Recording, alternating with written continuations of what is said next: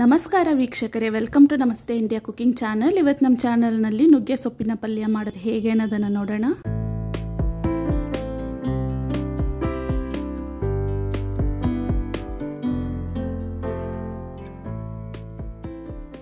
ಈ ಸೈಜ್ನ 2 ಕಟ್ಟು ನುಗ್ಗೆ ಸೊಪ್ಪನ್ನು ತಗೊಂಡಿದ್ದೀನಿ.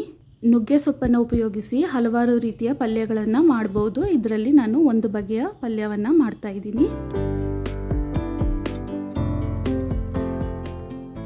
ಮೊದಲಿಗೆ ನುಗ್ಗೆ ಸೊಪ್ಪನ್ನು ಬಿಡಿಸ್ಕೊಬೇಕು. ತೊಟ್ಟಿನಿಂದ ಎಲೆಯನ್ನು ಮಾತ್ರ ಸಪ್ರೇಟಾಗಿ ತಗೊಬೇಕು. ಒಂದೆರಡು ತೊಟ್ಟು ಇದ್ರೇನು ಪರವಾಗಿಲ್ಲ. ನೋಡಿ, ಈ ರೀತಿ ನುಗ್ಗೆ ಸೊಪ್ಪನ್ನು ಬಿಡಿಸ್ಕೊಂಡಿದ್ದೀನಿ. ಇದನ್ನು ಒಂದು ಕಡೆ ಹಾಗೆ ಇಡೋಣ. ಒಂದು ಮೀಡಿಯಂ ಸೈಜ್ನ ಬೆಳ್ಳುಳ್ಳಿಯ ಸಿಪ್ಪೆಯನ್ನು ತೆಗೆದು ಜಜ್ಜಿಟ್ಕೊಂಡಿದ್ದೀನಿ. ಒಂದು ಚಿಕ್ಕ ಈರುಳ್ಳಿಯನ್ನು ಕಟ್ ಮಾಡಿ ಇಟ್ಕೊಂಡಿದ್ದೀನಿ. 8 ಖಾರವಾಗಿರುವ ಒಣಮೆಣಸಿನಕಾಯಿಯನ್ನು ತಗೊಂಡಿದ್ದೀನಿ. 1 ಕೈ ಹಿಡಿಯಷ್ಟು ಕಡಲೆಕಾಯಿ ಬೀಜವನ್ನು ತಗೊಂಡಿದ್ದೀನಿ. ಮೊದಲಿಗೆ ಒಂದು ಕಡಾಯಿನಲ್ಲಿ ಕಡಲೆಕಾಯಿ ಬೀಜವನ್ನು ಹಾಕಿ ಸ್ವಲ್ಪ ಹುರ್ಕೊಳ್ತಾ ಇದ್ದೀನಿ.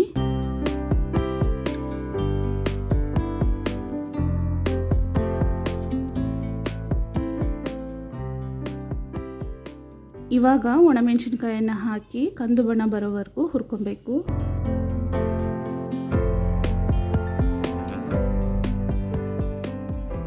ಇವಾಗ ನೋಡಿ, ಒಣಮೆಣಸಿನಕಾಯಿ ರೋಸ್ಟ್ ಆಗಿಬಿಡ್ತು. ಆದ್ರಿಂದ ಅದನ್ನು ಸಪ್ರೇಟಾಗಿ ತೆಗಿತಾ ಇದ್ದೀನಿ. ಕಡಲೆಕಾಯಿ ಬೀಜವನ್ನು ಇನ್ನು ಸ್ವಲ್ಪ ಹುರ್ಕೊಳ್ತಾ ಇದ್ದೀನಿ. ನೋಡಿ, ಈ ರೀತಿ ಆದಮೇಲೆ ಸ್ಟವನ್ನು ಆಫ್ ಮಾಡಿಬಿಡೋಣ. ಕಡಲೆಕಾಯಿ ಬೀಜವನ್ನು ತಣ್ಣಗೆ ಮಾಡಿ ಈ ರೀತಿ ಸಿಪ್ಪೆಯನ್ನು ತೆಗಿಬೇಕು. ಮಿಕ್ಸಿ ಜಾರ್ನಲ್ಲಿ ಸಿಪ್ಪೆ ತೆಗೆದ ಕಡಲೆಕಾಯಿ ಬೀಜ ಮತ್ತು ಒಣಮೆಣಸಿನಕಾಯಿಯನ್ನು ತರಿಯಾಗಿ ಪುಡಿ ಮಾಡ್ಕೊಬೇಕು. ಒಂದು ಬಾಣಲಿಯಲ್ಲಿ ಸ್ವಲ್ಪ ಎಣ್ಣೆಯನ್ನು ಹಾಕ್ತಾ ಇದ್ದೀನಿ. ಎಣ್ಣೆ ಚೆನ್ನಾಗಿ ಬಿಸಿ ಆದಮೇಲೆ ಅರ್ಧ ಟೀ ಸ್ಪೂನ್ ಸಾಸಿವೆ ಚೆನ್ನಾಗಿ ಸಿಡಿದಾದ್ಮೇಲೆ 1 ಟೀ ಸ್ಪೂನ್ ಅಷ್ಟು ಉದ್ದಿನ ಬೇಳೆಯನ್ನು ಹಾಕ್ತಾ ಇದ್ದೀನಿ. ಇದನ್ನು ಲೈಟ್ ಕಂದು ಬಣ್ಣ ಬರೋವರೆಗೂ ಚೆನ್ನಾಗಿ ಹುರ್ಕೊಬೇಕು. ಸ್ಟವನ್ನು ಲೋ ಫ್ಲೇಮ್ನಲ್ಲೇ ಇಟ್ಟಿರಬೇಕು. ಇವಾಗ ಕಟ್ ಮಾಡಿರುವ ಈರುಳ್ಳಿಯನ್ನು ಹಾಕ್ತಾ ಇದ್ದೀನಿ. ಹಾಕ್ಬಿಟ್ಟು ಒಂದು ಅರ್ಧ ನಿಮಿಷದವರೆಗೂ ಫ್ರೈ ಮಾಡಿದ್ರೆ ಸಾಕು. ಜಜ್ಜಿರುವ ಬೆಳ್ಳುಳ್ಳಿಯನ್ನು ಹಾಕ್ತಾ ಇದ್ದೀನಿ. ಇದನ್ನು ಸಹ ಅರ್ಧ ನಿಮಿಷದವರೆಗೂ ಹುರ್ಕೊಬೇಕು.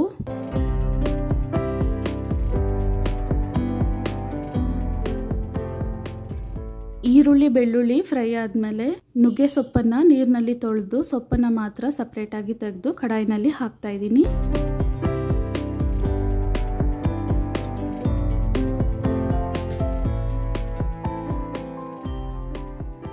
ಸೊಪ್ಪನ್ನು ಹಾಕಿದ್ಮೇಲೆ ಚೆನ್ನಾಗಿ ಮಿಕ್ಸ್ ಮಾಡ್ಕೊಳ್ಳೋಣ.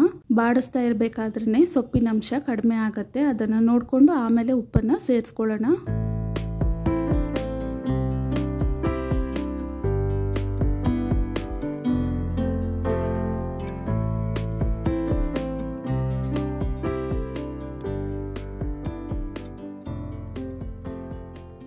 ಸೊಪ್ಪನ್ನು ಬಾಡಿಸಿದ ತಕ್ಷಣ ಸೊಪ್ಪಿನ ಅಂಶ ಕಡಿಮೆ ಆಗಿದೆ. ಇದಕ್ಕೆ ತಕ್ಕಂಗೆ ಉಪ್ಪನ್ನು ಹಾಕೊಬೇಕು.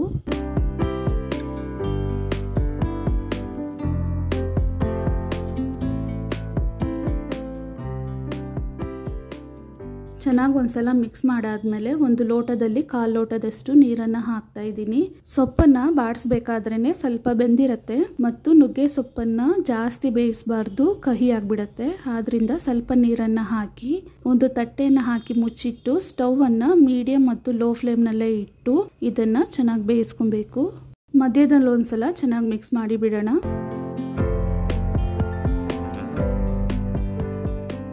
ಇವಾಗ ನೋಡಿ, ನುಗ್ಗೆ ಸೊಪ್ಪಿನಲ್ಲಿ ಹಾಕಿದ್ದ ನೀರೆಲ್ಲ ಪೂರ್ತಿಯಾಗಿ ಡ್ರೈ ಆಗಿದೆ ಮತ್ತು ಸೊಪ್ಪು ಹದವಾಗಿ ಬೆಂದಿದೆ.